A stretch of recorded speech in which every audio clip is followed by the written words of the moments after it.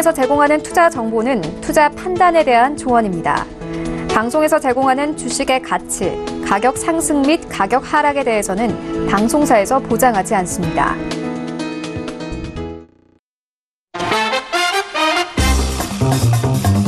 안녕하세요. 2부로 찾아왔어요. 저희 톡스타 2부, 오늘은 목요일이니까요. 증권스쿨 코너로 함께하겠습니다. 방송 보시면서 궁금하신 내용은 계속해서 전화와 문자로 연락 주시면 되겠고요. 카카오톡 오픈 채팅방 검색창에 톡스타 별톡방 이렇게 6글자 톡스타 별톡방 이렇게 입력해서 입장하시면은 무료로 어떤 이야기든지 접수해 보실 수 있고요. 종목 신청도 해보실 수 있으니까요. 얼른 카카오톡 이용하셔가지고 입장해 보시기 바랄게요. 제가 1부에서 힌트 없이 좀 퀴즈를 드렸습니다. 힌트 기다리시는 분들 많이 계실 것 같은데 2부에서 지금 다시 힌트 있는 퀴즈 내드릴게요. 화면으로 확인해 보겠습니다. 오늘의 퀴즈입니다. 국가 석유 자본에 대한 발언권을 강화하기 위해 석유 수출국들이 결성한 조직을 일컫는 말은 무엇일까요? 1번 IMF, 2번 UN, 3번 오펙. 정답을 아시는 분들은 샵 0082번으로 문자 남겨주시기 바랄게요. 자, 힌트 드리겠습니다. 어제 오늘 해외에서 열렸던 회의입니다. 제가 1부에서 에이지시스템스타에게 질문을 했던 내용 중에도 힌트가 있었어요. 자, 정답을 아시는 분들 샵 0082번으로 문자 보내주시기 바라겠고요. 이렇게 힌트 드리면 너무 또 1부에서 함께한 분들에게만 유리한 힌트가 될까요? 그러면은 하나 더 드릴게요. 오늘 알파벳 숫자가 가장 긴 보기를 찾아보시기 바라겠습니다. 자, 샵 0082번으로 문자 주시기 바라겠고요. 저는 우리 시청자분들께서 정답을 많이 맞춰주신 다음에 선물을 마구마구 타가시면 좋을 것 같아요. 그런 마음에서 항상 이렇게 힌트를 쉽게 드리고 있습니다. 그러니까 매일매일 톡스타 함께해 주시기 바라겠고요. 참고로 저희 방송에서 제공해드리는 정보는 전문가들의 조언일 뿐 해당 주식의 가치와 수익률은 보장하지 않는다는 점 다시 한번 고지를 도와드리겠습니다. 자, 그럼 2부 증권스쿨 함께할 스타를 화면으로 먼저 공개하겠습니다. 재테크의 새로운 패러다임 톡스타 오픈. 주식, 해외 선물, 가상화폐까지 모든 투자를 한눈에. 톡스타 이용 방법이 궁금하다면 검색창에 톡스타를 검색, 톡스타 홈페이지에 접속, 회원 가입 후 원하는 스타를 선택하면 준비 끝. 언제 어디서든 원하는 정보를 무료로 상담받으세요. 생활 속의 재테크 톡스타. 지금 바로 접속하세요.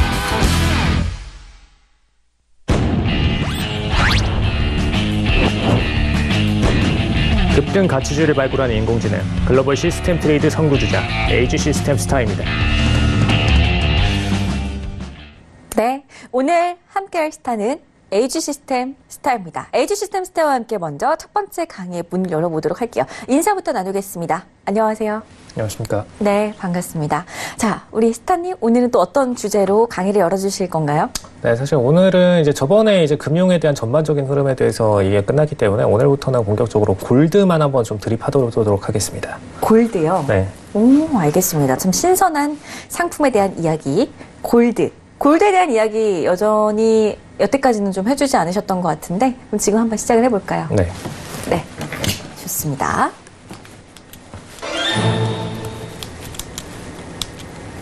네, 저번에 이제 통화정책 전반적인 부분에 대해서 한번 짚어드렸는데 이 끝부분을 하다가 말았었죠. 그래서 이 부분 한번 짚어드리고선 골드로 넘어가도록 하겠습니다. 왜 오늘 골드를 가져왔느냐?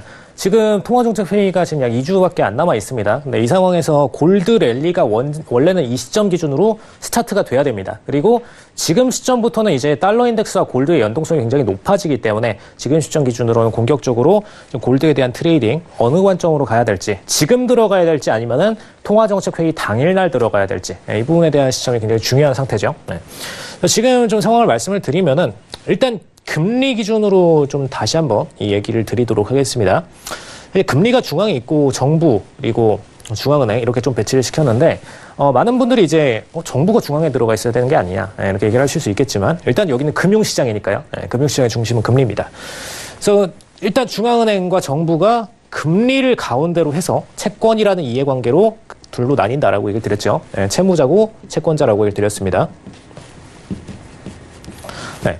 근데 일단 금리가 상승을 하게 되면은 채권 금리에 대해서는 상승 압박을 취하게 됩니다. 최근에 계속해서 금리가 올라가고 있죠. 그래서 채권 금리에는 지속적으로 상승이 발생을 했고요. 이에 따라서 금리와 반대로 움직이는 가치는 떨어졌습니다. 그죠? 네. 그래서 그런 모멘텀을 계속 유지해왔고, 최근 들어서 반등을 보여주는 흐름, 뭐 어떤 분들은 이제 일본의 매입 때문에 발생한 게 아닌가 이런 얘기들도 하시는데, 사실 이거는 너무나 당연하게 기준금리 인상치가 최종 목표치가 낮아졌기 때문에 지금 시점으로는 채권 물량들을 청산을 던져야 되는 게 당연한 시점이죠. 그래서 추가적으로 상승을 보이고 있다 이렇게 보시면 되고요. 저번에 한번 제가 단기 저항선을 얘기를 드렸던 게 119.20.0에서 단기 저항선이 있으나 여기 물량들 뚫고 올라갈 거다라고 얘기드렸죠. 저항선 계속 보이다가 한 일주일 넘게 보이다가 뚫고 올라갔습니다. 그래서 일단 이 물량들은 당연히 발생한 물량이다라고 보시면 되고요. 채권 거래에 따라서. 그럼 지금 이 상태에서 현재 저희가 트레이딩 오늘 집중적으로 볼 상품은 안전자산입니다. 저번에 여기까지는 다 설명을 드렸어요. 통화 관련된 부분. 개인들이 예금, 대출 금리가 시장이 좋은 상황에서, 즉 취업률과 모든 부분들이 좋은 상황에서 예금 금리가 상승을 해주면 당연히 수익으로 다 돌아온다라고 예를 드렸어요. 금리로 들어간 돈이 전부 다 다시 수익으로 돌아오기 때문에 시장은 계속해서 호조세가 발생을 합니다. 근데 반대로 지금 취업률이 만약에 안 좋은 상황에서 금리를 올렸다. 그럼 반대로 개인들 자산이 지속적으로 하락을 하겠죠. 그래서 이 취업률, 그리고 뭐 기업들 입장에서는 기업 전체 순이익률, 이 부분이 굉장히 중요하겠죠. 일단 돈이 많이 남느냐 안 남느냐, 이걸 기준으로 해서 금리가 올라갔을 때 정방향의 흐름이 나오고 혹은 역방향의 흐름이 나오고, 두 가지 모멘텀이 발생을 합니다. 근데 보통은 일단 금리가 올라가게 돼주면은 통화 가치가 올라가게 되고, 또한 금리 상승으로 인해서 통화량이 지속적으로 뻥튀기가 발생을 합니다. 통화량이 발생을 계속하고 나면은 인플레이션이 발생을 하죠. 지속적으로 시장에 많은 돈이 풀릴 경우. 그래서 이게 다시 통화 가치를 하락시키게 되는 사이클을 그리게 된다라는 부분 참고하시면 되겠고요. 일단 통화 가치 하락 시에는 물가는 반대로 상승을 합니다. 통화 가치와 물가는 반대 관계죠. 통화 가치가 상승을 하게 되면 물물 교환적인 관점에서 나머지 물건들은 당연히 가치가 떨어지기 마련입니다. 그래서 이거를 한데 묶어서 인플레이션이라고 단어를 칭하는 거고요. 그리고 이게 다시 증시로 모멘텀을 미칩니다. 왜냐? 증시는 결국에는 현물이기 때문에.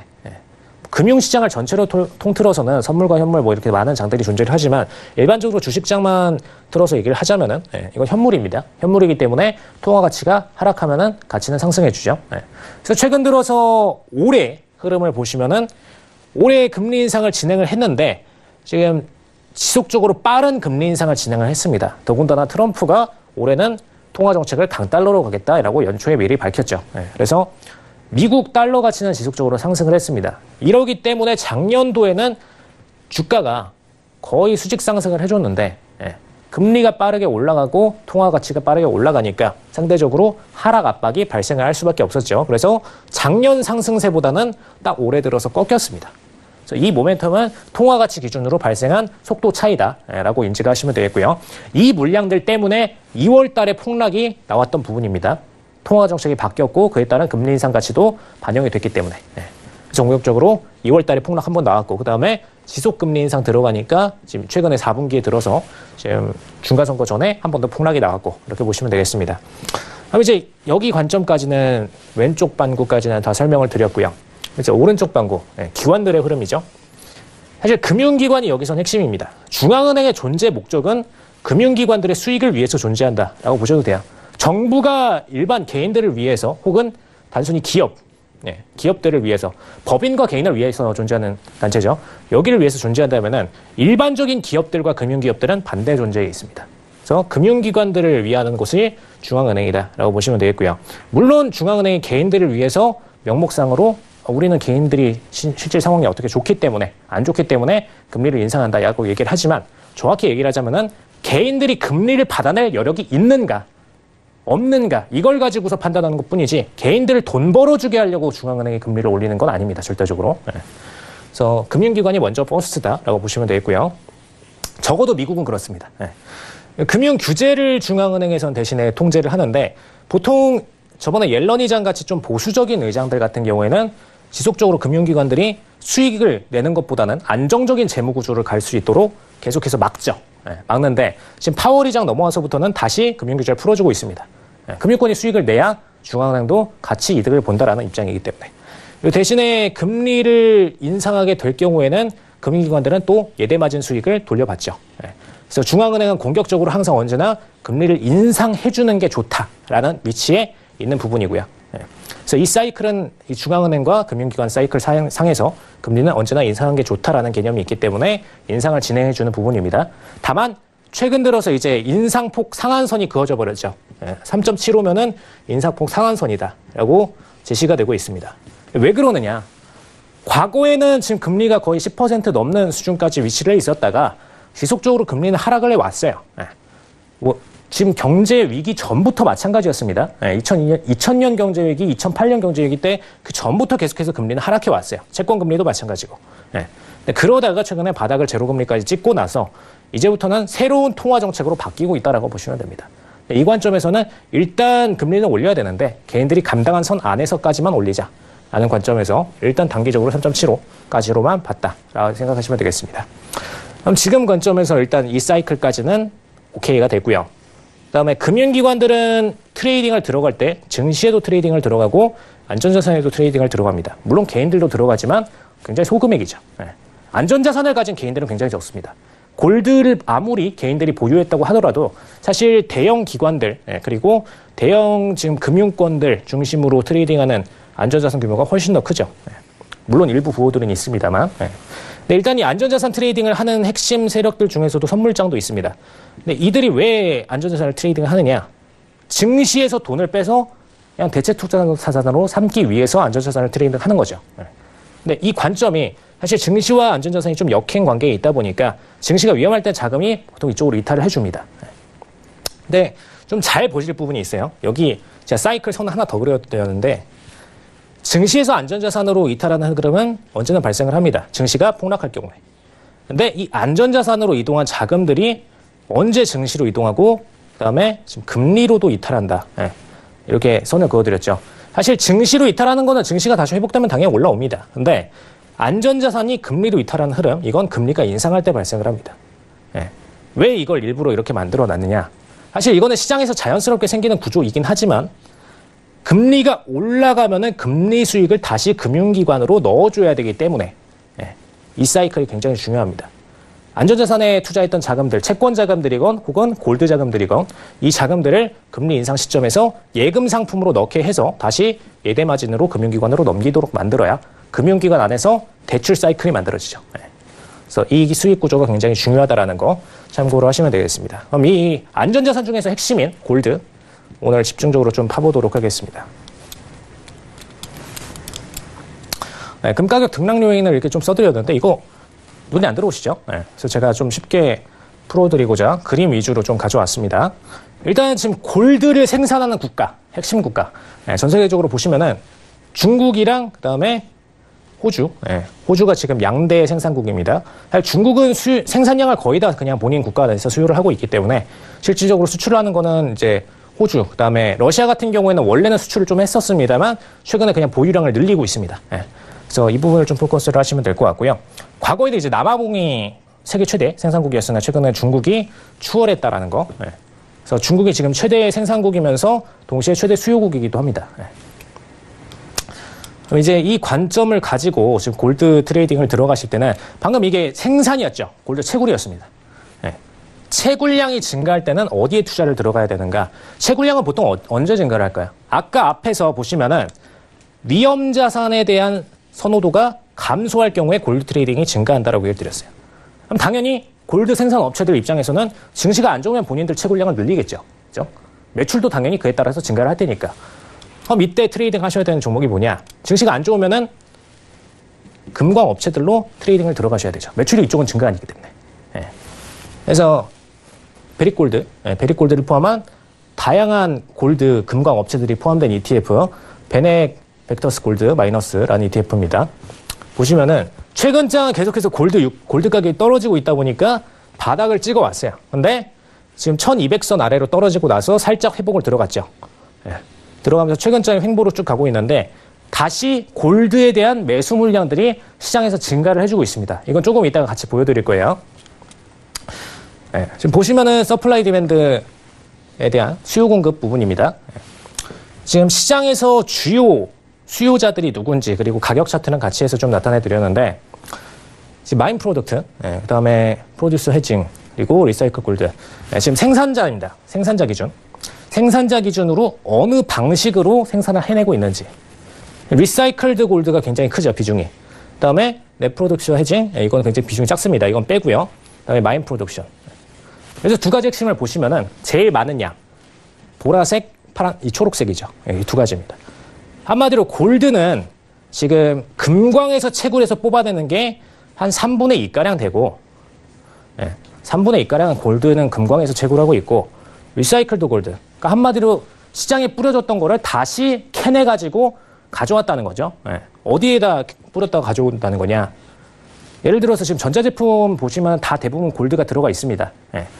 골드 중에서도 골드 비중이 좀 높은 제품들이 있죠. 뭐 반도체 안에도 많이 비중이 높게 형성되어 있습니다만 하드웨어 제품들에도 상당히 많이 들어갑니다. 근데 이 제품들을 시장에다 던져놓고 나서 반드시 다시 회수를 합니다. 골드는 제품 단가 안에서 단가 비중을 좀 높게 차지하기 때문에 버리는 것보다 회수하는 게 훨씬 더 이득이기 때문에. 그래서 여기서 회수를 해서 다시 시장으로 갖고 온다라고 보시면 되겠고요. 이것 때문에 사실상 수요량을 이 사이클 골드가 충족을 하게 되죠. 그래서 공급량이 공격적으로 증가를 할 수가 없습니다. 지금 보시면은 골드량이 생산하는 양이 거의 균일한데 이 이유가 있어요. 시장에서 만약에 시장이 발전하고 어떤 수요량이 증가를 하고 어떤 전자제품이 많이 나가고 이래서 골드를 쓰이는 제품들이 늘어났다 하면은 당연히 시장에서 공급량도 같이 증가를 해줘야 되는데 리사이클드 골드만 지속적으로 들어오고 있는 상황이기 때문에 당연히 시장에서는 마인, 금광을 공격적으로 채굴을 할 수가 없습니다. 금은 자체적으로 산화가 되는 제품이 아니죠. 사실 뭐 팔라듐이나 이런 나머지 제품들은 결국에는 그래도 산화가 돼요. 시간이 지나면. 근데 골드는 산화가 되지 않기 때문에 과거부터 1000년 전부터도 계속해서 골드에 대한 수요를 원했던 거고 지금까지도 그게 이어지고 있는 겁니다. 이게 단기적으로도 차트에 보인다. 이렇게 생각을 하시면 되겠습니다. 그래서 이건 그냥 간단히 골드의 특징, 골드의 수요량을 생각보다 그냥 재활용으로 많은 부분이 충족을 하더라라는 부분을 참고로 하시면 되겠습니다. 그러면은 지금 현재 골드가 어느 시장에서 제일 많이 좀 뽑아서 쓰이고 있는지 그리고 트레이딩을 어느 쪽에서 제일 많이 들어가고 있는지 이 부분을 좀 보셔야 되는데 일단 인도랑 중국이 제일 최대 지금 수요국입니다. 보시면은 바코인 골드바랑 코인으로 금을 가지고 가는 거 여기서도 차이나가 1위고요. 그 다음에 인도가 2위입니다. 그리고 지금 주얼리 보석으로도 가져가는 게 차이나가 1위 인도가 2위 이렇게 보시면 되겠고요. 그냥 인구수에 비례하죠 거의. 인구수에 비례해서 중국이 제일 많이 가져가고 그 다음에 인도가 가져가는 그런 구조입니다. 그리고 지금 상태에서 트레이딩 중심으로 보시면은 일단 센트럴뱅크 쪽에서도 트레이딩 많이 들어가고 있고요. 그다음에 인베스트 규모 안에서도 골드백 ETF 이쪽에서 상당히 많이 트레이딩을 들어가고 있습니다. 근데 보시면은 최근에 많이 줄었죠. 많이 줄었습니다. 이게 중요합니다. 골드가 그동안에 떨어졌던 이유가 이 핵심 트레이딩 세력들이 지속적으로 본인들의 트레이딩 양을 떨어뜨렸기 때문에 가능했던 부분입니다. 자, 지금 센트럴뱅크, 아까 인베스트먼트, 테크놀로지, 주얼리 이렇게 해서 좀 나눠드렸는데 전체 수요량 중에서 가장 많은 부분을 차지하는 것은 역시나 보석입니다. 근데 생각보다 절반 이상의 양이 기술적인 파트, 그 다음에 인베스트먼트에서 차지를 하고 있죠. 특히 인베스트먼트가 거의 3분의 1가량을 차지를 하고 있습니다. 그렇다는 거 뭐죠? 간단히 얘기를 드리면은 골드를 좌지우지하는 거는 일단 1순위는 현물, 2순위가 선물이라는 거죠. 금융시장이니까요. 선물시장에서 그 2순위로 좌지우지를 하고 있다고 보시면 됩니다. 그래서 나타나는 패턴이 있죠. 보통 평상시에는 골드는 선물 중심으로 움직이게 되어 있습니다. 골드 가격은 선물 중심으로 움직이게 되어 있고요. 그 다음에 언제 현물 기준으로 많이 움직이느냐? 금리 인상할 때. 투자자 입장이 되셔야 돼요. 골드를 갖고 계신 골드 보유자 입장에서 언제 골드를 팔고 나올 것인가? 부동산이 올라갈 때 골드를 팔고 나올까요? 이분들이? 물론 팔고 나오는 분도 계시겠죠. 소수. 근데 골드를 현물로 보유하고 계신 분들은 대부분 이게 영구적으로 유지되기 때문에 오래 보관할 수 있기 때문에 골드를 현물로 유지를 합니다. 이분들 입장에서는 굳이 돈이 없어서 부동산으로 옮겨가실 필요도 없고 투자를 위해서 옮겨가시려는 목적도 없어요. 골드를 보유하고 있는 이 금액은 묻어두기 위한 금액입니다. 네. 근데 언제 현물에서 빠져나오느냐? 오직 금리가 올라갈 때뿐입니다. 골드보다 안전한 건 세상에 금리밖에 없어요. 네. 그렇기 때문에 금리가 올라가게 되면 현물을 팔고 금리로 넘어옵니다. 평상시에는 그냥 선물밖에 없어요.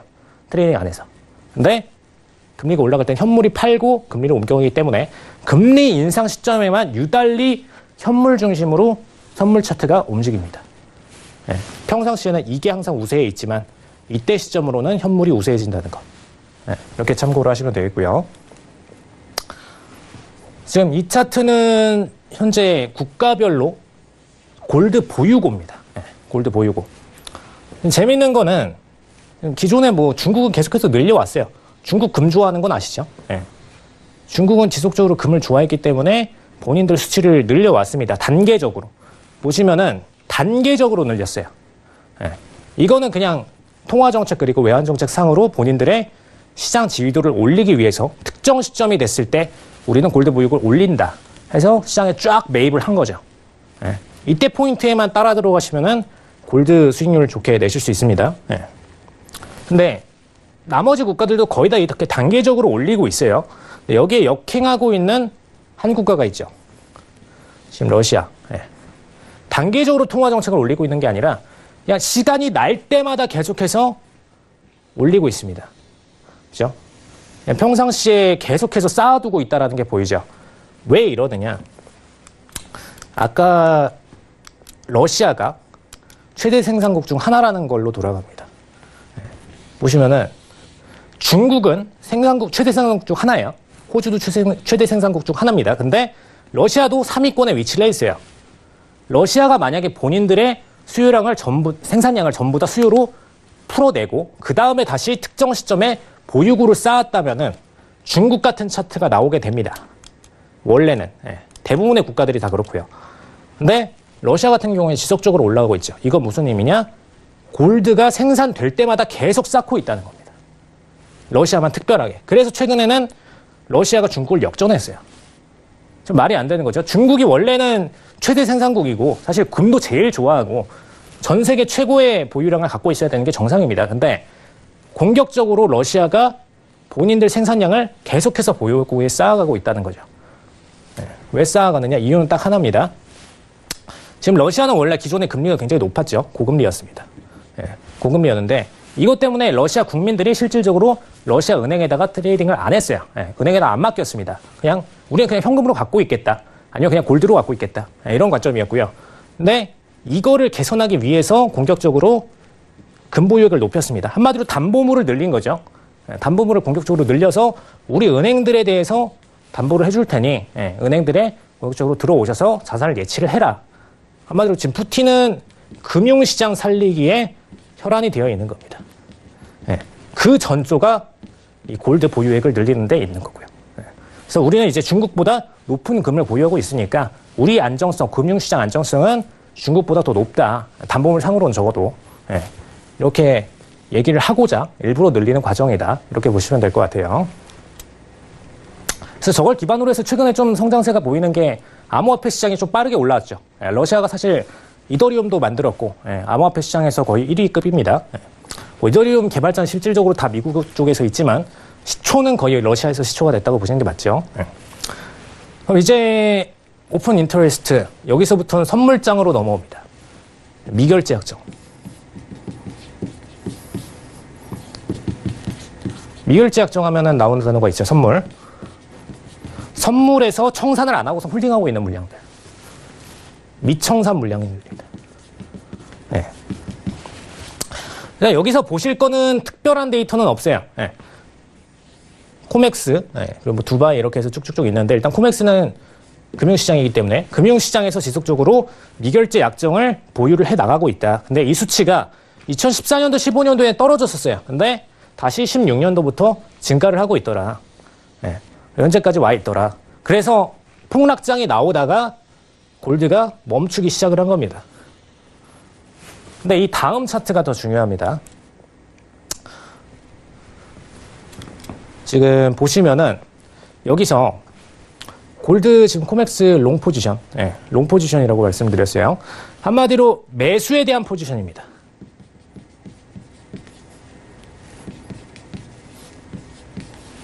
매수에 대한 포지션이 어떻게 위치를 하고 있는지 영선을 중심으로 써 있죠. 매수에 대한 포지션이 지금 2016년도까지는 높게 유지되어 있다가 지금 기존에 2017년도까지 빠르게 빠졌죠. 이때 어떻게 됐나요? 여기 골드 금색선이 골드 가격입니다. 골드 가격이 이때 폭락을 이루었죠. 이때 폭락을 이루었습니다. 여기서 보시는 이 선을 그대로 쭉 따라서 이어보시면은 골드가 이 선에서 감소할 때, 한마디로 롱 포지션에 대한 비중이 감소할 때죠. 그냥 롱 포지션 숫자가 많으냐 적으냐의 문제가 아니라 롱 포지션 숫자가 감소를 하면은 골드 차트는 떨어지게 되어 있습니다. 원래는 정비례하진 않아요. 똑같이 정비례하진 않습니다. 근데 일반적으로 롱 포지션이 그냥 많으면은 그냥 원래 차트가 올라가는 게 아닌가? 라는 게 일반적인 개념이야. 근데 실제로 보시면은 그냥 보유량이 많은 게 아니라 보유량 비중을 늘리는지 줄이는지에 따라서 이 가격이 이동을 하더라. 보시면은 그럼 이게 후행으로 움직이는 건지 아니면은 선행으로 움직이는 건지 어떻게 알지? 여기 분봉을 비교해 보시면 합니다. 간단히 좀 잘 보실 수가 있는 게 2018년도에요. 올해. 올해 보시면은 2018년도 1월에 지금 롱 포지션이 지속적으로 감소를 했습니다. 언제부터 감소를 했냐? 그냥 1월부터 감소를 했어요. 감소를 해서 공격적으로 떨어진 게 5월에 공격적으로 떨어졌죠. 근데 지금 골드 가격을 보시면은 거의 횡보권으로 머물다가 추가적으로 하반기에 들어서 추가적인 하락세를 보였습니다. 그리고 나서 지금 롱 포지션 수량이 지금 9월 달 들어서 거의 최저점을 찍었죠. 이때 기준으로 저가를 찍었습니다. 안 움직였어요. 지금 매도에 대한 포지션이 늘어난 겁니다. 롱포를 버리고 한마디로 기관들이 우리는 매수에 대한 트레이딩을 하지 않고 일단 골드는 매도에 대한 트레이딩을 하는 게 맞다, 뷰상. 그래서 매도에 대한 뷰를 갖고 있었는데 이 물량들이 계속 유지를 됐습니다. 근데 신규 매도 물량들을 더 치지 않으니까 가격은 안 떨어져요. 그죠? 안 떨어지고 버티다가 최근 들어서 매도 포지션을 줄였습니다. 살짝씩 줄였어요. 그리고 지금 여기 보시면 트레이딩 기관이 두 개예요. 머니 매니저, 그 다음에 아더 넷롱. 한마디로 다른 트레이더들을 얘기하는 거죠. 이 비중이 상대적으로 증가를 해서 제로선에 머무니까 가격이 오히려 약상승으로 전환했습니다. 이 비중이 빠졌기 때문에. 이게 중요합니다. 총 포지션 상으로 매도에 대한 비중이 높다고 해서 가격이 떨어지는 게 아니라 매도에 대한 비중이 줄어들면은 아무리 전체 포지션 중에서 매도 뷰가 많다고 하더라도 가격은 올라가더라. 상승세를 보여준 부분이고요. 그래서 매도 포지션이 일단 7월부터 공격적으로 증가를 해서 떨어졌었는데 9월부터는 횡보권으로 머물렀고 최근 들어서는 비중이 좀 줄었더라 라는 부분까지 좀 집중적으로 보시면 되겠습니다. 그래서 시장에서 리드하는 거는 롱 포지션의 감소세 혹은 증가세, 이 두 가지가 시장의 방향성을 리드를 하더라라는 부분. 그래서 이거를 한 번 더 ETF로 정리를 드렸습니다. 이 부분을 제대로 공감을 못 하실 것 같아가지고 ETF 차트를 보시면요. 일단 ETF 방향성 영선을 기준으로 해서 매수에 대한 포지션을 가졌는지 정방향 포지션인지 혹은 인버스 포지션인지 이게 나옵니다. 보시면은 계속해서 변동을 했어요. 총 포지션 기준으로 변동을 했는데 기존 포지션이 제로선에 진입을 했다가 중간에 한번 뻥 튀겼었죠. 뻥 튀기고 나서 이때부터 쭉 매도 포지션으로 전환이 됐습니다. 가격이 지속적으로 하락을 했죠. 그러고 나서 ETF에서는 비중을 슬슬 빼고 본격적으로 9월부터 물량을 줄였습니다. 그 다음에 매수로 바꿨죠. 가격이 어떻게 되죠? 저점 찍고선 반등세로 전환을 보였습니다. 그렇기 때문에 트레이딩 포지션상으로 이 부분이 굉장히 중요하다는 거 참고를 하시면 되겠습니다. 그래서 오늘은 여기까지 마무리를 짓도록 하겠습니다. 네, 알겠습니다. 잠시만 서주세요, 스타님. 아니에요. 앉아서 하셔도 될 것 같아요. 네, 골드에 대한 강의 시간이었습니다. 많은 도움이 좀 되셨길 바라겠고요. 나머지 강의는 또 다음 주 목요일에 계속해서 이어지니까요. 채널 고정해 주시고 다음 주 목요일 이 시간에도 톡스타 사랑해 주시기 바랄게요. 자, 잠시 뒤에 이제 한 2시간 뒤면은 미장 개장이 있습니다. 어제 하루 휴장이었기 때문에 오늘 미증시 흐름, 내일장 국내 증시 영향까지 생각해서 참 중요한데요. 어떻게 보시는지 해외 선물 시황 한번 예상을 좀 해주실까요? 해외 선물 지금 일단 미증시 중심으로 좀 트레이딩 하시려면 먼저 달러 인덱스를 좀 보셔야 되는데 네. 일단 파월 의장이 내일장에 발언이 있죠. 내일장에 발언인데 이때 추가적으로 금리 인상에 대해서 그냥 확고한 발언을 한 번 더 던져줄 걸로 보여집니다. 물론 지금에 와서 금리 인상에 대한 포지션을 조금 내년도에 약하게 갈 거다라는 부분은 강조를 할 수도 있어요. 할 수도 있는데 굳이 지금 12월 금리 인상을 앞둔 상태에서 시장 혼종을 줄 만한 발언은 안 하는 게 좋다라는 입장이기 때문에 지금 클라리다 부의장 그리고 뉴욕 총재까지 연달아서 지금 인상 발언을 해준 만큼 역시나 파월 의장도 내일장에는 인상에 대한 발언을 한 번 더 고쳐줄 걸로 보입니다. 그래서 최근에 지금 금리 인상 수치가 약 80% 초반대, 어제장까지는 80%였고요. 그저께장에는 82% 정도였죠. 그래서 지금 80% 위에서 놀고 있습니다. 근데 2%가 원래는 금리 인상 직전에 95%까지 올라가야 되는 게 맞기 때문에 앞으로는 10%가량의 더 추가 상승세가 남아있다는 거, 그 부분을 좀 유념하실 필요가 있겠습니다. 좋습니다. 자, 지수에 대한 궁금증 조금은 좀 해소가 되셨길 바라겠고요. 오늘 그렇다면은 강의 내용이었죠. 골드. 오늘 골드가 좀 어떻게 움직일지도 시황적인 부분 살짝 예상을 해주신다면 어떤 말씀 들어볼 수 있을까요? 사실 방금 말씀드린 걸 기준으로 해서 그냥 말씀드리면 좋을 것 같은데 지금 골드 같은 경우에 매수 포지션이 지속적으로 증가를 해주고 있습니다. 근데 원래는 금리 인상 직전에는 골드가 매도 랠리를 타죠. 금리 인상 가능성이 올라감에 따라서. 그렇기 때문에 보통은 금리 인상 전에는 2주 전부터 골드 매도 랠리를 타시는 게 맞습니다. 근데 문제는 최근에 저가를 찍으면서 지금 1200선 들어가면서 계속해서 매수 물량들이 증가를 하고 있기 때문에 사실상 매수를 먹을 수 있는 구간 지금 가격 나오고 있는데 400틱 정도밖에 가격이 안 남습니다. 그럼 사실상 저희가 지금 매도를 치더라도 먹을 수 있는 가격이 많아봤자 400틱이에요. 많아봤자 400틱이기 때문에 지금 상황에서는 매도로 포지션을 잡는 게 상당히 안 좋습니다. 그래서 잡으실 분들께서는 선물장으로 잡으셨다간 데이실 수 있기 때문에 그냥 ETF로 잡으셔서 그냥 짧게 몇 프로만 먹고 나오는 관점으로 트레이딩을 들어가시는 게 좋고요. 그다음에 금리 인상 당일 포지션 때 오히려 저가를 더 낮추게 돼서 골드가 더 지금 현재보다 400틱, 뭐 적으면 300틱, 많게 되면은 500틱까지도 빠질 수는 있겠습니다. 근데 이때 기준으로 일단 가격을 낮추게 된다면은 오히려 골드 매수 포지션에 대한 뷰가 유효해진다라는 부분 집중적으로 보실 수가 있겠습니다. 알겠습니다. 자, 오늘 골드 움직임 어떻게 움직일지 살짝 이야기를 해주셨습니다. 금리 인상 전에는 원래 2주 전부터 골드 매도 랠리가 이어진다라는 좋은 정보를 살짝 흘려주셨는데 지금은 그보다는 ETF 쪽으로 좀 짧게 대응을 해보자라는 말씀이셨어요. 자, 사실 매도 랠리를 지금 들어가시는 것보다는 차라리 2주 뒤에 금리 인상 당일 포지션 기준으로 해서 매수뷰를 천천히 보시는 게 더 유효하겠다. 손익비가 근데 더 잘 맞는다라는 부분입니다. 좋습니다. 자세한 전략이 필요하신 분들도 있으실 것 같은데요.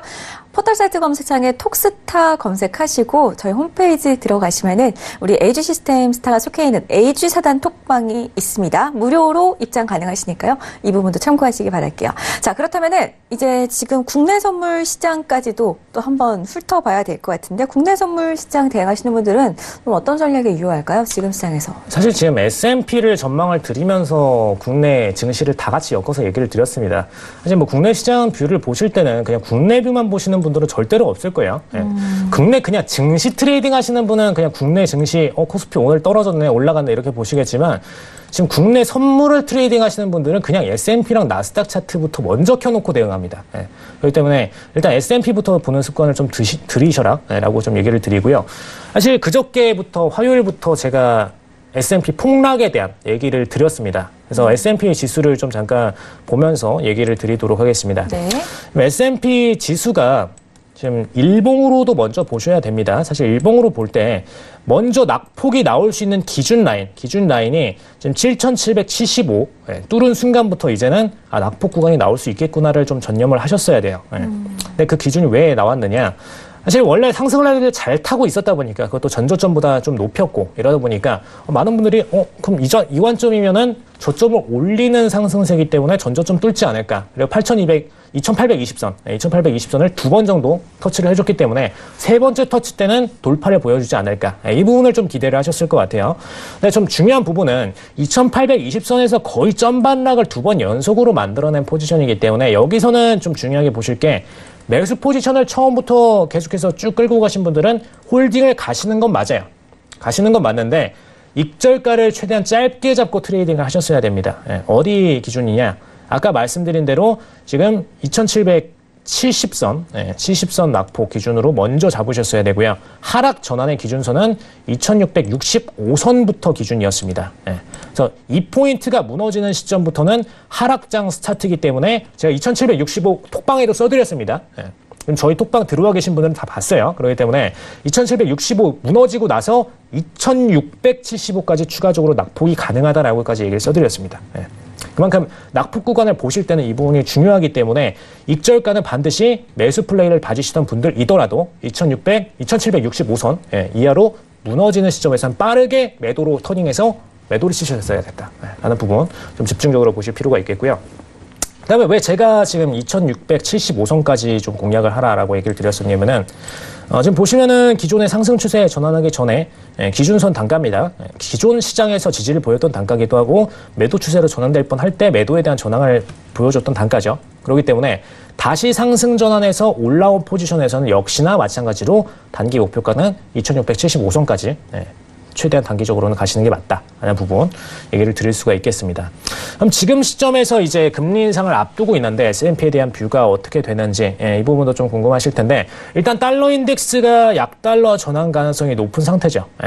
약달러 전환 기준점은 일단 금리 인상 들어오고 나서 그다음에 내년도 전망까지 기자회견에서 언급해 주면은 그때부터 약달러의 랠리가 일부 스타트가 됩니다. 그다음에 본격적인 스타트는 내년 1월 중순에 트럼프가 연간 통화정책 발표하면 그때부터 스타트가 가능하죠. 그렇기 때문에 그 시점 이슈가 남아있는 만큼 금리 인상 전에는 매수를 보시는 거는 불리합니다. 반대로 아까 통화 관련된 거 얘기를 드렸죠. 약달러가 본격적으로 스타트가 되면은 그때부터는 증시 상승 랠리를 단기적으로 기대해 보실만 합니다. 그렇기 때문에 약달러 통화 랠리가 나오고 나서 그때 증시장에 대해서 단기 매수 플레이를 들어가시는 게 조금 더 안정적인 플레이가 되시겠다라는 부분 참고를 하시면 되겠습니다. 알겠습니다. 자, 국내 선물에 대한 이야기도 살짝 언급을 해주셨습니다.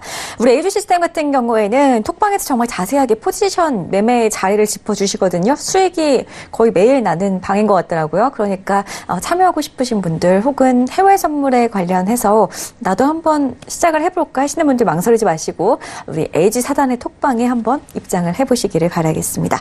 자, 그렇다면은 저희 시간이 좀 있기 때문에 우리 시청자분들의 궁금증을 조금 더 봐드리는 시간으로 이어가 보려고 합니다. 시장이 워낙 지금 상황이 안 좋기 때문에 가지고 계신 종목을 도대체 어떻게 대응을 하면 좋을지 한번 저희가 더 풀어드리도록 할게요. 0109님께서 현대로템 상담을 보내주셨어요. 29,200원에 50%입니다. 목표가하고 손절가 궁금해요 라고 하셨어요. 철도주 대표적인 종목입니다. 현대로템.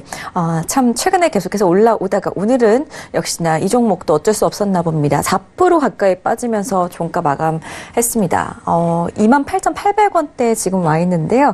약간 손실을 보고 계시네요. 목표가하고 손절가를 좀 잡아드린다면 어느 정도로 살펴볼 수가 있을까요?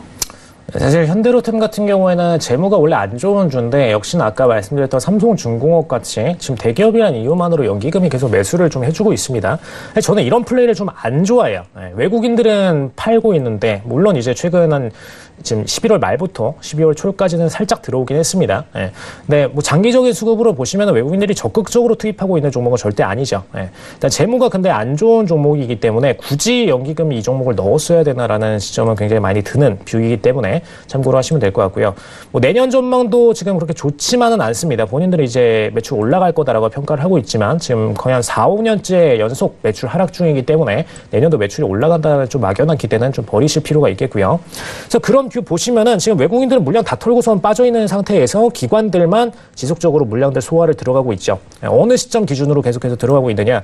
지금 2만 원대 도달할 때마다 본인들이 계속해서 세게 매수를 치고 있습니다. 그래서 이 시점 기준으로는 뭐 기관들이 아래에서 받쳐주고 있기 때문에 안정적이다라고 느낄 수는 있을 것 같아요. 근데 슈팅을 더 강하게 보여주려면 외국인들이 블로킹 물량을 안 치도록 만들어야 됩니다. 근데 잘 보시면은 개인들이 일단 32,400원의 블로킹 물량이 걸려 있고요. 그다음에 올라오게 되면은 39,500원의 외국인들이 매도에 대한 공매도 물량을 걸어놓은 상태입니다. 그렇기 때문에 올라오면은 일단 32,500원에서 1차 청산을 반드시 들어가셔야 되고요. 그다음에 떨어질 경우에는 익절가 짧게 지금 26,000원에다가 잡고선 트레이딩을 들어가시길 바라겠습니다. 32,500원은 개인들 호가 물량 블록창, 그다음에 위로 슉슉 슈팅 보여주고 나면은 39,500원의 호가 블록 외국인들이 공매도로 걸고 있다는 거. 이 두 단가 반드시 좀 유념을 하실 필요가 있겠습니다. 그래서 목표가는 일단 이렇게 단기적으로 손익비를 잡으시고 추가적으로 하락세를 강하게 보이게 될 경우에는 2만 원대. 아마도 기관들이 아래에서 호가 물량 버텨주고 있는 단가죠. 이 단가에서는 들어가실 수 있겠다라는 부분 참고하시면 되겠습니다. 알겠습니다. 현대로템 상담까지 도와드렸고요. 앞서 우리 LG 시스템 스타일 강의 골드에 대한 부분 함께 하셨는데요. 다시 한번 화면으로 정리하는 시간 갖겠습니다.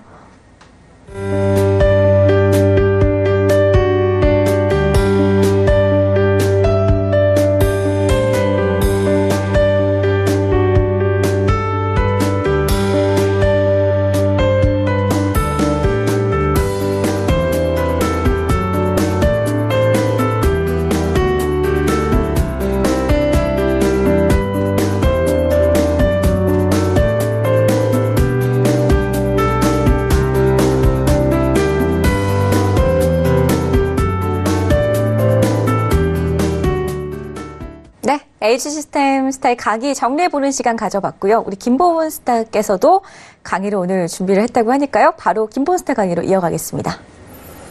네, 안녕하십니까. 자, 일단 오늘 시장 참 안 좋았습니다. 안 좋았는데 오늘 이 시장 이슈가 어떤 게 있었냐면 다들 아까 이제 보셔서 아시겠지만 갑자기 화웨이 임원이 캐나다에 체포가 됐는데 이게 원래 1일날 나온 거거든요. 근데 이게 오늘 갑자기 부각이 되면서 갑자기 미중 무역 전쟁이 다시 시간만 연장됐을 뿐 노이즈는 계속 있지 않을까, 이것 때문에 지금 많이 밀렸죠. 그래서 오늘 일단 수급을 한번 간단히 좀 빠르게 봐봐야 될 것 같습니다. 오늘 일단 기본적 분석 하긴 할 겁니다. 하긴 할 건데 간단히 수급 분석 먼저 한번 볼게요. 자, 수급 보시면 오늘 외국인이 많이 팔았습니다. 이때 원화가 오늘 안 좋았기 때문에 당연히 팔았겠죠. 그리고 금융투자가 매수를 했는데 저는 오늘 결론적으로 좀 빨리 얘기 드리자면 금융투자가 추가로 더 매수한다에 매수 가능성이 있다고 좀 봅니다. 왜냐하면 이게 노출된 악재이기 때문에 금융투자 같은 경우 앞으로 추가로 더 순매수가 가능하다라고 보여주고 아마 여기서 아마 추가적으로 물량을 넣어서 최대한 좀 지수를 좀 받친다기보다는 저가에 좀 많이 사놓으려고 하는 그런 액션을 좀 보일 거다. 그리고 지수가 나중에 반등을 할 때 금융투자가 다시 또 매도를 하는 그런 패턴을 보일 거라는 거 저는 좀 미리 좀 얘기를 드리고요. 그 다음에 오늘 선물도 같이 매도를 했습니다. 이번 달이 12월이 선물 옵션 동시반기죠. 동시반기이기 때문에 제가 볼 때는 선물하고 옵션 상당히 잘 보셔야 됩니다. 제가 톡방에다가 리버셜이랑 컨버전 뿐만 아니라 제가 그 선물 옵션 동시반기 때 항상 많이 나오는 게 차익거래 물량이거든요. 차익거래 매수 차익이 얼마나 쌓여있는지 제가 이 부분에 대해서 톡방에서 계속 제가 언급을 해드릴 테니까 그 부분을 보고 대응을 하시되, 원래 보통 12월 선물옵션 동시반기일 날은 주로 매수가 많이 들어옵니다. 왜냐? 배당 물량 잡으려고 매수가 많이 들어오는데 이번에 조건이 그렇게 좋진 않아요. 조건이 좋지 않기 때문에 선물옵션 동시반기 때 매수가 쏟아질 수 있다라는 부분은 좀 약간 기대를 조금 살짝 접는 게 맞을 것 같고요. 그 다음에 이번에 이제 반드시 이제 금융투자가 순매수한 종목 위주로 우리가 좀 살펴볼 필요가 있다. 금융투자가 순매수하는 종목 계속 순매수할 가능성이 있기 때문에 이 부분은 우리가 반드시 체크를 해보시면 좋을 것 같습니다. 자, 기본적 분석 다시 한번 잠깐 복습하자면 좋은 증권 선택하는 거, 셀렉션하는 게 바로 기본적 분석이다. 기업의 진정한 가치, 내재 가치, 본질 가치다. 단점, 어렵다. 심리적인 변수는 체크하지 못한다. 심리적인 변수 뭘로 체크해요? 기술적 분석으로 체크하죠. 기술적 분석으로. 기술적 분석으로 체크하는데 우리 개인 투자자분들 이쪽을 좀 많이 하시는 편이고 기본적 분석 잘 안 하시는 편인데 제가 강의를 해드릴 텐데 이걸 보면서 의외로 기본적 분석이 쉽네? 이렇게 갈 가능성이 좀 높다. 그래서 한번 보시면 좋을 것 같습니다. 자, 보시면은, 먼저 기본적 분석 하기 전에 재무제표에 대한 우리가 간단한 거 하나 볼게요. 재무제표. 자, 재무제표는 기업이 작성을 합니다. 기업이 작성을 하죠. 근데 이 기업이 작성했는데 기업이 속였을지 안 속였을지 그거 어떻게 아나요? 외부 회계감사를 받으면 알 수 있습니다. 외부 회계감사. 외부 회계법인이 감사를 해요. 외부 회계법이 감사를 하면은 감사하는 조건은 이렇습니다. 해당 회사의 자산 총액이 100억 원 이상일 때 외부 회계법이 감사를 하고요. 부채 총액이 70억 이상, 점유원 수가 300명 이상, 주권 상장 예상 법인 회사는 무조건 이 중에 하나만 들어가도 무조건 회계감사를 받습니다. 회계감사를 받는 거, 이 얘기를 왜 하냐면요. 개인 투자를 너무 기초적인 부분에서 크게 리스크를 지닌 적이 많아요. 그러니까 상장 폐지되는 종목들 너무 쉽게 매수를 하시기 때문에 어떤 과정에서 상장 폐지가 되고 그런 걸 좀 얘기를 좀 드리려고 오늘 가지고 나온 거니까요. 한번 이거 보시면은. 자, 감사 의견은 종류가 있어요. 그러니까 외부에 있는 회계법인이 이 기업의 재무제표를 다 보고요. 이 회계는 맞다, 틀리다, 아니면 내가 얘기 못하겠다, 이거를 이제 정해서 하는데, 감사 의견 종류는 뭐가 있냐면요. 적정, unqualified가 있고요. 한정, qualified, 부적정, 의견 거절. 이렇게 4개가 있습니다. 이 4개가 있는데, 먼저 적정은 어떤 거냐면요. GAAS라고 하는데 이게 뭐냐면 이제 회계 기준에 맞게 잘 했느냐를 보는 기준이에요. 이제 스탠다드, 이 S가 스탠다드인데, 일단 IFRS만 하고 있기 때문에 갭은 지우겠습니다. 예, GAAS와 IFRS 이 두 가지가 모두 충족이 되면, 그러니까 세워놓은 회계 기준이 맞냐, 그 다음에 그 회계가 맞게 숫자가 나왔냐를 보고 이 두 가지가 다 맞으면 뭐라고 합니까? 적정이라고 합니다. 적정이라고 하면 그대로 진행하는 거예요. 예, 그러니까 이 회계가 맞게 잘 됐다. 그리고 한정, qualified. 이건 뭐냐면 전체적으로 맞지만 일부 회계 기준에 살짝 위배되는 경우. 이런 경우는 GAS하고 IFRS 이 둘 중에 하나만 위반해도 한정 의견이 나옵니다. 한정 의견이 나오면 다시 재감리해요. 재감리하면서 다시 수정하고 보완하고 그러면서 다시 적정으로 올라가거든요. 이게 중요한 건 아니고요. 자, 여러분 머리가 아프죠? 영어 많이 나오니까. 원래 주식은 영어로 공부하셔야 돼요. 그래야 정확하게 뉘앙스를 아는데, 뭐 제가 나이도 내가 많은데 영어를 어떻게 공부하냐, 뭐 그럴 수도 있습니다. 그래서 한글로 친절하게 제가 얘기 드릴게요. 자, 이거는 이제 회계를 작성하는 기준을 의미해요. 이거는 회계를 작성하는 기준이 의미하고요. 그다음 IFRS 있는데, 이걸 위반할 때 한정이 나오고요. 또는 의견 거절이 나옵니다. 이거는 되게 중요한 건데, 이 회계 기준이 명확하게 서져 있느냐, 이 회계 기준이 틀렸냐를 봐서 이 회계 기준이 위반했을 때 이 정도가 심하면 의견 거절이 나와요. 의견 거절은 뭐냐? 감사하려고 봤는데 나 이거 의견 못 내겠어. 왜냐? 다 거짓말 같아. 이러면은 의견이 안 나와. 그럼 의견 거절 나오면 뭐 합니까? 상패 가는 겁니다. 바로. 예. 위반 시 한정은 수정할 기회를 좀 많이 주고요. 그다음 IFRS. 그러니까 이건 회계죠. 회계를 작성하는 기준이고, 이거는 뭐냐면 회계 자체를 어떤 형태로 내가 규칙을 만들어 놓은 그 규칙이 맞느냐거든요. 이번 IFRS 같은 경우는 위반 시에 한정 아니면 부적정. 그러니까 이게 틀렸다 그래서 의견 거절이 나오진 않아요. 그래서 뭐 이거 나머지 부분은 뭐 크게 신경 안 쓰셔도 되는데, 기타 이제 뭐 기타 뒤에 나오는 게 있는데 이거는 나중에 내용 보면 알 수 있고요. 자. 그럼 이제 이런 재무제표 의견 거절, 한정 뭐 이런 부분을 우리가 이제 파악을 해봤죠. 그러면 이제 그런 재무제표들은 어떻게 작성이 되는지 그런 부분에 대해서 제가 설명을 좀 드리려고 하는데 시간이 거의 다 됐네요. 간단하게 이것만 보고 갈게요. 자, 현재 파이낸셜 포지션, 그러니까 재무적인 현재 포지션 상태가 어떠냐를 보기 위해서는 BS 이게 뭡니까? 우리나라 말로 재무상태표입니다. 재무상태표를 보면 현재 이 기업의 재무적인 포지션, 현재 상태가 어느 정도라는 걸 알 수가 있고요.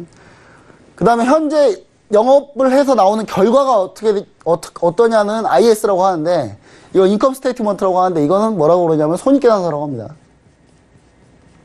그리고 기타 스타홀더스 에쿼티가 있고 캐시플로우가 있는데, 이 두 부분은 좀 제가 설명하는데 좀 시간이 걸리니까 다음에 좀 넘어가도록 하고요. 재무제표 구성은 이렇게 되어 있습니다. 재무제표 구성은 원래 재무제표 한 번도 안 보셨을 거니까 그냥 구성은 이렇게 되어 있다는 걸 얘기 드릴게요. 추가적인 정보, 그 다음에 AR 이게 뭐냐면 BS, IS 이런 거, 그 다음 풋노트. 이게 제일 중요합니다. 이게 제일 중요해요, 이게 주석인데 주석을 잘 보셔야 돼요. 에어프레스는 주석을 잘 보셔야 됩니다.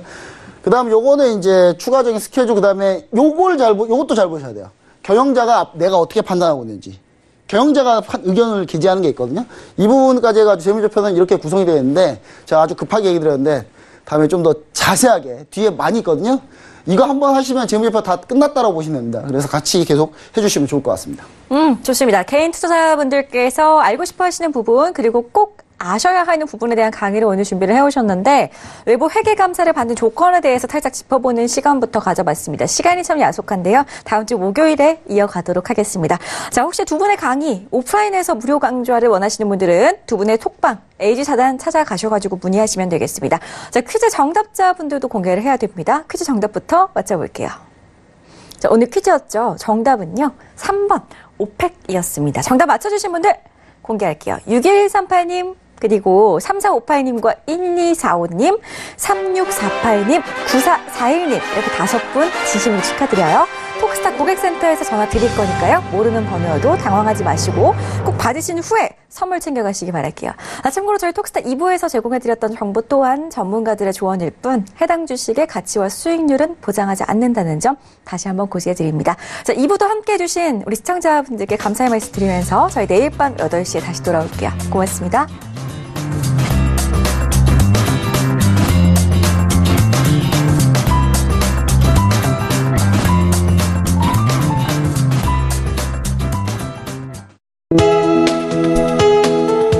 방송에서 제공하는 투자 정보는 투자 판단에 대한 조언입니다.